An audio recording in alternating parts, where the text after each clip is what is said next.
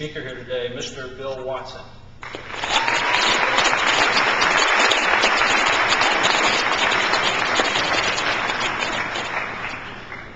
Good morning. I'm going to give you a lesson on ancient history because this war is like 50 years ago, folks. Before I do that, I'd like to congratulate the Zanesville Blue Devils. I happen to have been a Blue Devil in 1947 and 48. We won 9 games, but it took 2 years to do it.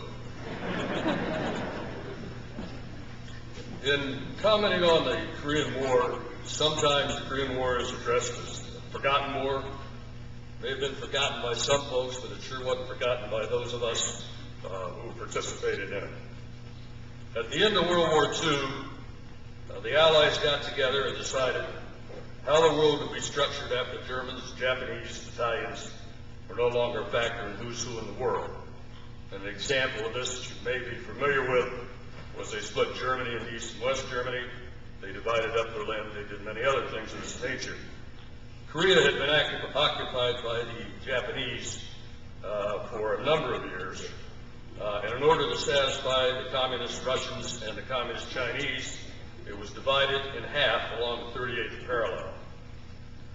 North Korea going to the communists, South Korea going to the South Korea, or to the open society. 5 years after the end of World War II, in 1950, the communists invaded South Korea, stormed down through the South. The United Nations got together and said, we're not going to allow this. Communism will not expand militarily. So they voted to send troops to stop this. The North Koreans pushed the South Koreans clear back to the very tip of Korea, and then we got into the war. There were Americans were in it, and there were 20 other countries, but just as you see today, it was mainly handled by the Americans. We were able to push them back, clear up the big Korean peninsula, to almost the Yalu River, at which point 1 million Chinese joined into the war. 1 million Chinese, a lot of Chinese folks, believe me, we had something in the neighborhood of 125, 150,000 troops. Fortunately, they were not very well armed.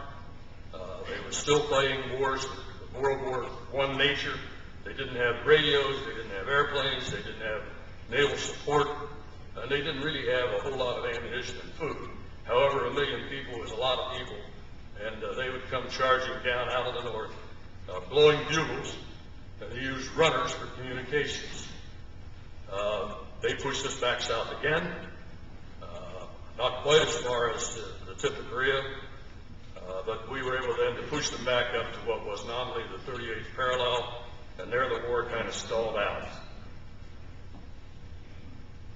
In that war, there were over 54,000 American troops killed, and those are the folks, some of the folks we honor here today. That was an average of 50 people a day. They're estimated in the war to be 1,500,000 total fatalities, including civilians and the Chinese and North Korean troops.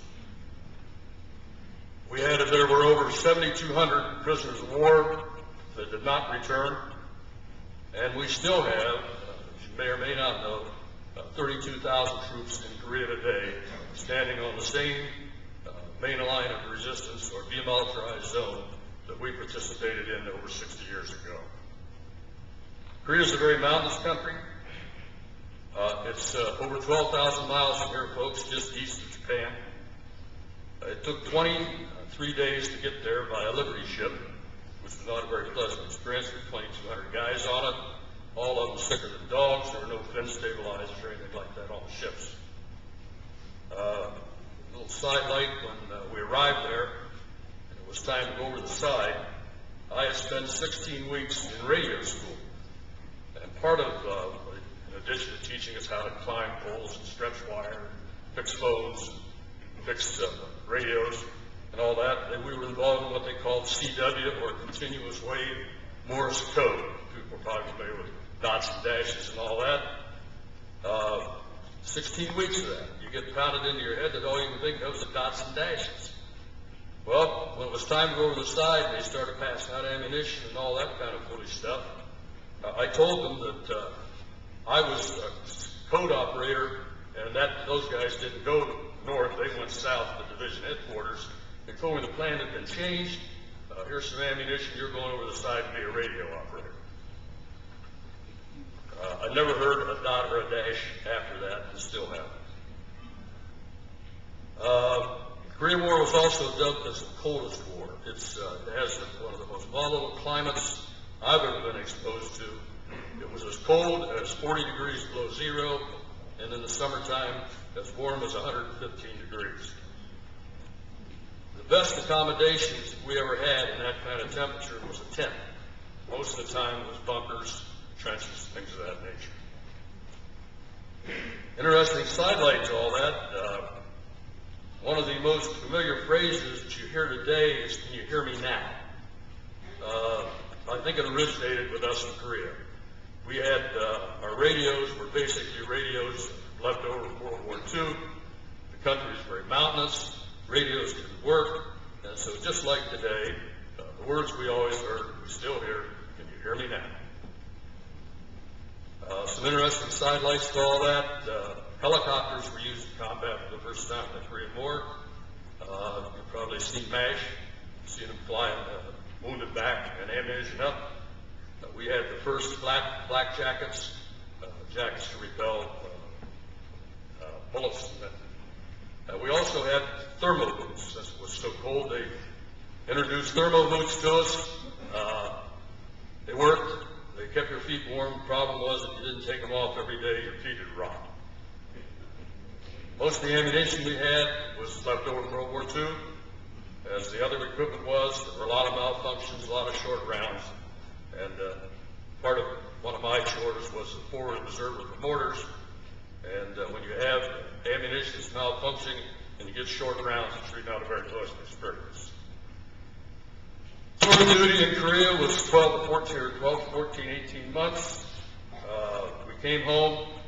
We quietly melded back into society and got on with our lives, raising our families, doing our work, and so forth. We were treated with kindness and dignity, unlike some of the veterans who came back from the Vietnam conflict.